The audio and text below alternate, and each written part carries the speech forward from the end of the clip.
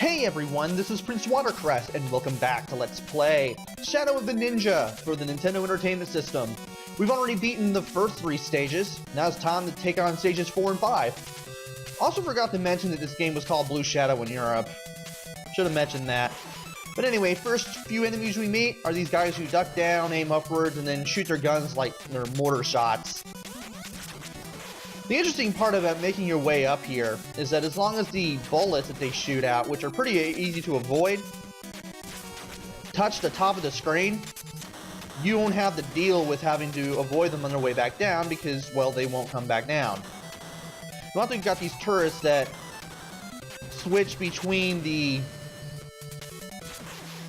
upper and lower barrels there.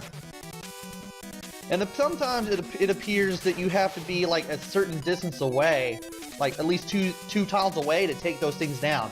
Also, that guy was in a really bad spot. I can't believe he just was there on... There we go. I'm about to say, why isn't the screen scrolling? I've never had that happen before. But anyway, we also have these guys that will take 3 big somersaults before taking a smaller one, and then leaving themselves vulnerable to attack.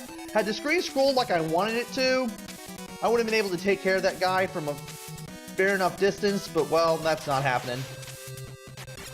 I'll be able to take care of this guy though. Thanks to the fact that I have the Kusarigama, the little sickle weapon, I don't remember what the heck it's called, it's easier to take this guy down because I can aim upwards with it. Can't do that with a katana, I don't think. And you also want to watch out when this guy is near the side of the screen, because he can bounce off the side. And when he has his arms out like that, if you're able to hit him, and you can keep hitting him and he'll eventually go down, which is really good. I thought I'd be able to get him in a bit of pattern there. Now I can. Another Kusarigama, I could definitely use that. Now we got a load of turrets. Oh, I was hitting that thing. Good.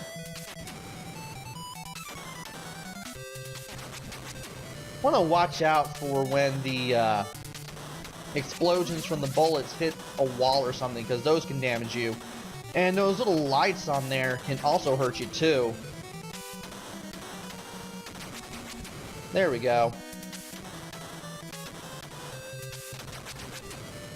Also want to destroy this, because that will get me a partial health refill. I could go for the shurikens, I don't think I want them. And if you can time your movements right so that he goes to the left, that guy goes to the left while you're not to the left, but he goes to the right while you're going to the right, you'll be able to get him away from the wall. We now have the conveyor belts as well as these little blades that circle around what look like a turbine. We're able to move past the first 2, but we're gonna have to time it a little bit to get past the 3rd one here.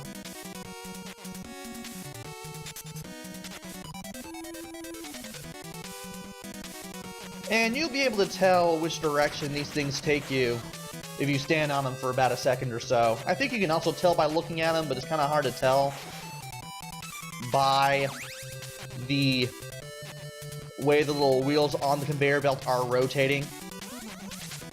And we got even more turbines and... Ow. Some of those little rotating blades there. Those things will take us to the right there. Try to use my shurikens to take care of that guy, but well, that wasn't happening. And there are 2 boxes up here. One of them contains a katana and the other one a Kusarigama. And for some reason, when you pick up 2 of the same weapon, not only does the extended power go not only to your melee weapon, but if you're carrying any shurikens or anything, it'll apply to those too, as long as you don't get hit. Like, I could have actually had some homing shurikens right there. And I want to time my movements properly here. Get up here. Wait for this one to come back up. Not a big fan of these platforms. Not gonna lie. I know this thing's gonna hit me first, and I know it's gonna give me a little bit of a problem, but I don't really mind all that much.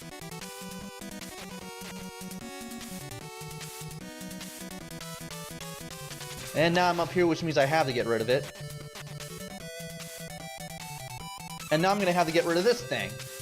This is probably the hardest part of the entire platform segment. What I need to do is get all the way to the right first. Easier said than done sometimes. But it has to be done.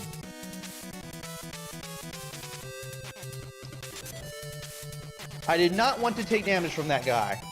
Oh well. Now we want to get up here to this middle platform. Now we're going to try to grab onto the bottom of this platform here. Or I could just do that. What I was going to do was I was going to grab on to the bottom of the platform, press up, and then jump up here.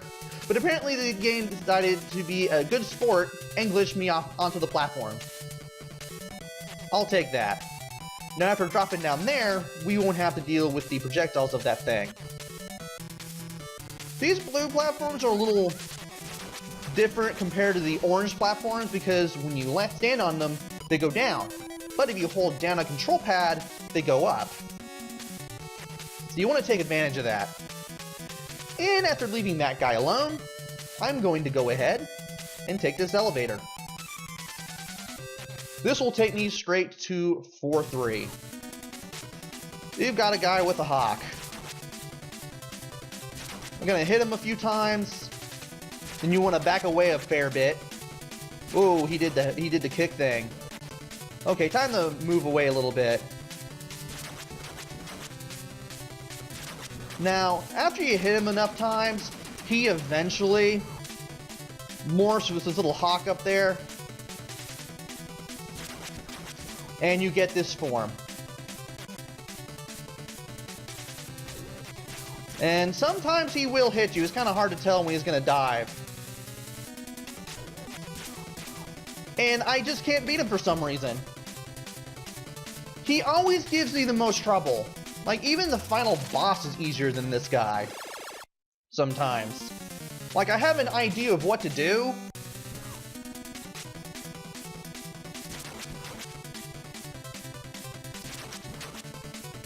I just need to do this thing called not getting hit. Especially against the first form.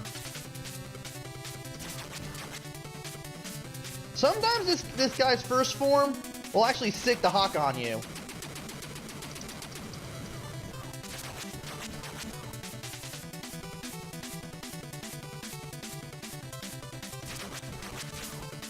And when he goes to the corner and actually doesn't move his wings, that's when he's going to shoot the lasers at you. And you just really have to be patient with them. And just try not to get caught in a corner like that.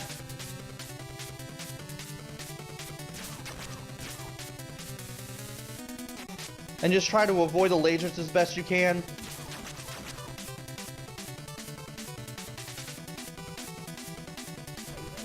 Well, I tried not to get hit there, but that didn't really work now, did it? Had to inch a little bit of the way forward there, but I don't mind doing that. Managed to somehow not take damage there, and I managed to get close enough to him that none of the lasers could hit me. I couldn't even hit him at all there. Tried not to get hit there, but that didn't even work.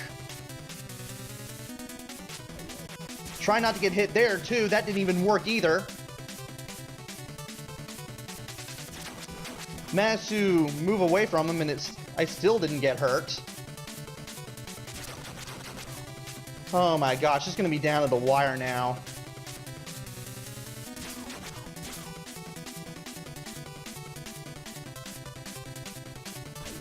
Ah, so close. Okay. Just let me continue. Stop with the little musical thing. Just let me do the boss battle, please. Stop the kick attack.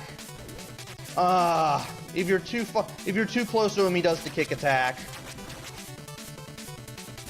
And if you can hit him enough times, he actually gets knocked back.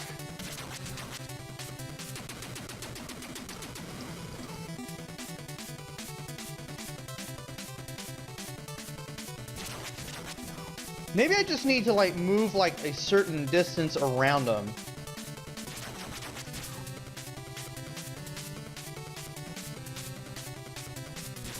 Maybe that would work.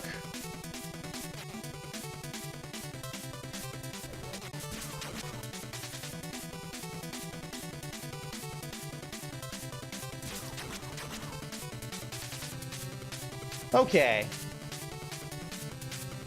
That'll work. Finally getting his health down now. Still got hit there.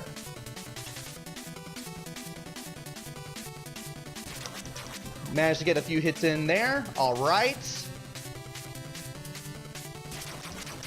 Managed to get the magic spot there. Also managed to get the magic spot there. We're getting close now. This is a painful battle, but it can be done. There we go. He could be a pretty bad boss. He can be pretty dangerous. But if you know what you're doing, if you can be patient, if you can somehow stay away from him, he can be beaten. And now it's time for stage 5-1, the last stage in the game. For these guys, you want to duck down, stay close, and just keep slicing. These things will shoot fireballs at you, for some reason, if you're in close and ducking, you'll more than likely be able to miss most of them, which is actually pretty funny. Get near, step back, those are bombs. New hazard here, these things that shoot energy waves out. You will definitely need to spend some time at the level to see where stuff is. Also, you want to wait here because of that. Kisaru Gama in case you need it. Get close. Climb up. Go right. I am not taking the shurikens that are there. I certainly see no need for them. And I know that box contains a katana, so I'm not going to open it. Thankfully, the contents of the boxes are not random.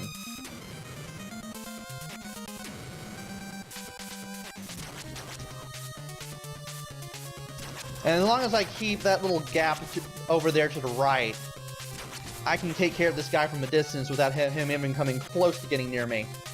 Want to wait here because another energy wave there. Now we're going to have to be fast.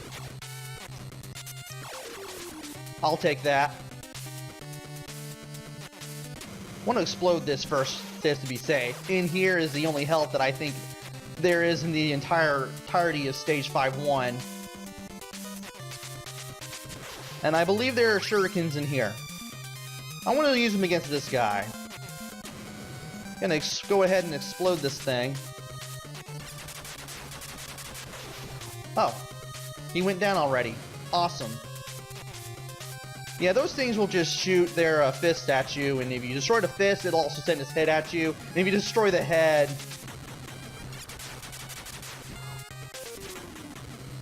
it'll be vulnerable and won't be able to attack for a few seconds. Those guys are the worst, the guys with the guns. Like, it's about like a 5-tile distance between him and the safe spot. Do I want to open this? No, I don't. Like, the safe spot is right where the top of that ladder is. Once his shots come back to him, that's when you want to nail him. And it alternates between up and down. For this guy that I just destroyed, you want to wait for them to go down. And in order to explode that bomb that are on top of the ladders like that, you actually want to, you don't want to climb the ladders, you want to jump. What is it with me playing terribly when I do the practice runs, and then when it comes time to do the actual video, I play better than ever. It's like a Let's Play blessing. Also, Troll Katana. Don't open the box. Final section! When this guy starts attacking, you can attack him too. Now these guys are nuts, because if you're at the right distance, they will throw their javelins at you. I don't know why that guy didn't attack me. He should have. I do want to open the box and get the shurikens in here though. Had I not spawned as much of them as I did, I would have been able to attack him without any sort of repercussions whatsoever. Left is katana, right is the Kisarugama. I'm just gonna grab this just to be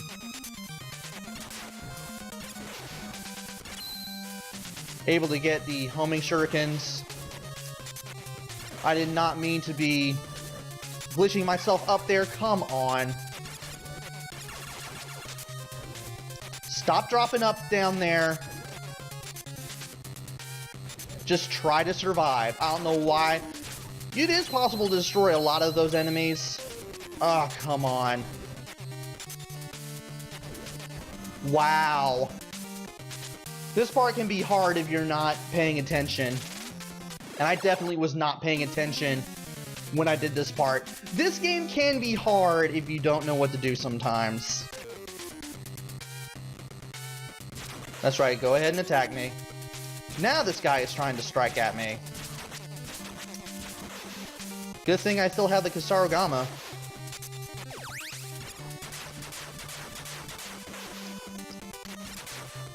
And I love how when this guy gets struck, he guards for a little while before he attacks again.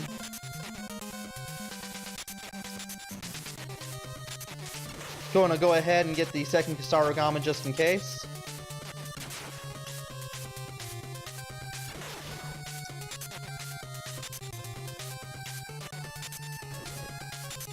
Come on! I am making it harder on myself than I should be again. You know what? I will take that. Alright, so, as you can obviously see, there's a whole vertical scrolling segment that's auto-scrolling when you get to the end, when you can't go right anymore. And you have to deal with a lot of these ninja with shields, and you have to deal with all the javelin guys. I'm gonna take care of this guy early. So that way, he doesn't give me a hard time. Now this part here, there's a choice between left and right.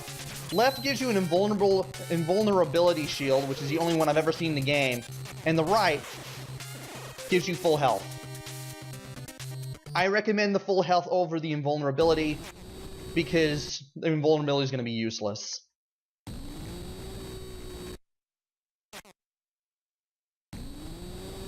And we are now reaching the final battle of this game. There is Garuda himself. As soon as he transforms, you can easily attack him. He will try to slash at you at first. When he jumps, get under him. Get down here and duck. Then you get just right of center here and duck.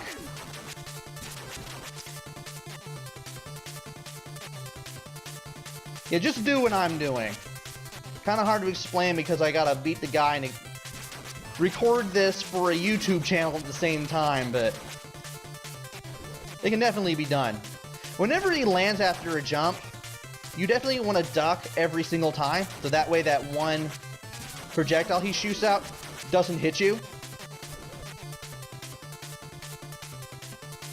He has a lot of health, but you can bring him down.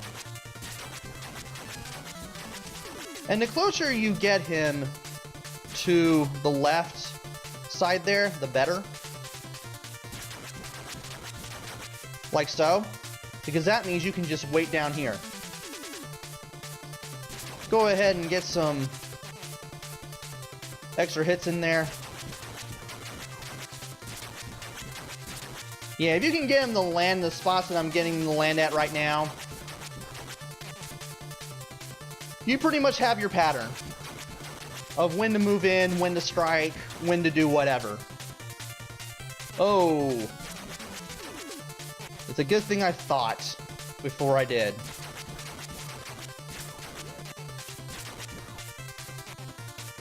Okay, that didn't... Okay.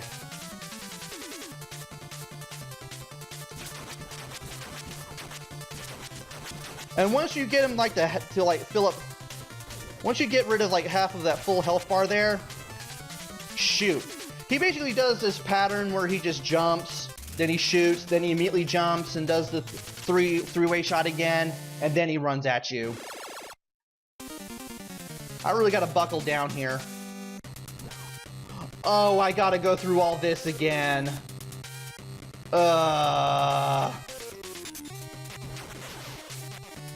You know what? I think I'll meet you right there at the boss battle. Give me a sec. Alright, we are back.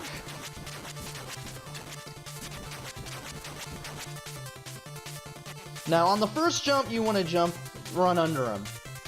When you get him all the way to the right like that, like I just did, you want to stand just right of center and duck down to avoid the shots.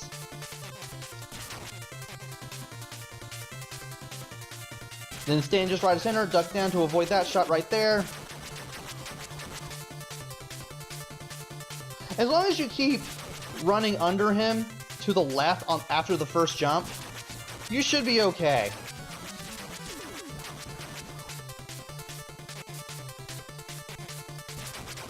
Kind of a little bit of a deviation in the strategy that I'm trying to mention here, but you can kind of get what I'm doing if you just watch what I'm doing.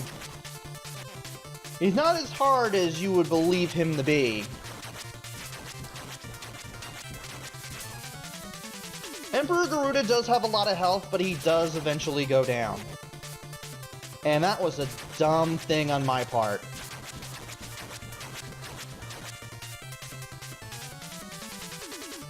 Alright. Doing well so far. Haven't taken a whole lot of hits yet. Ooh, I managed to be right in the right spot at the right time. And it's about to be Doomsday. Thankfully, I have a lot of health.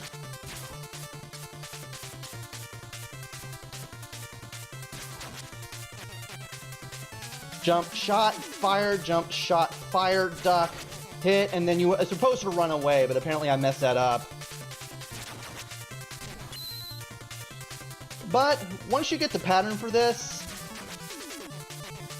all you need to do is just stand on the tile where I'm standing, just keep on ducking, then hit and run away when he gets close. There, you've taken care of Emperor Garuda, and you've beaten Shadow of the Ninja for the Nintendo Entertainment System. Blue Shadow for those of you in Europe and Australia and all those PAL regions and whatnot. Then again, those are the only PAL regions.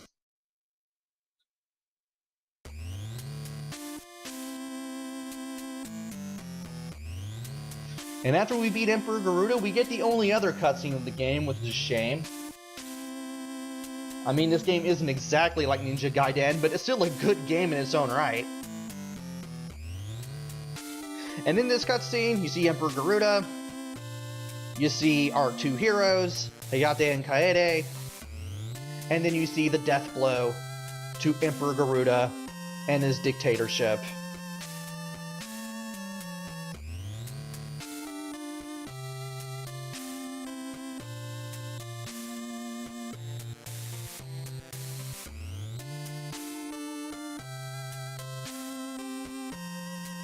Two ninjas vanish into darkness